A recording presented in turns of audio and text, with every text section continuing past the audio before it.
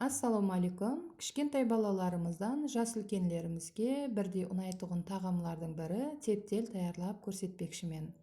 Бізге керек болады пияз, кешір, картошка, go'shtli qiyma, guruch, bir mayek. Hamma masalliqlarimizni турап алғанымыздан кейін қазанымызға май құйып, қызған соң ізбезлікте тұз, томат, приправа салып, қуырмалап аламыз. Жақсылап қуырмаланған соң 1,5-2 литр су құйып, 20-25 минут давамында сорпамызды қайнатамыз. Сорпа таяр боламан дегенше тептелерімізді таярлап аламыз. Go'shtli қимамыз майсыз болған жақсы, майлы болса тептелеріміз жабыспай қалады. Пиязды майдалап турап, қара бұрыш, тұз салып, қимамызды жақсылап қолда араластырып, домалақ формада таярлап сорпамызға саламыз. Қайнаған соң тұзын көріп, тұз саламыз.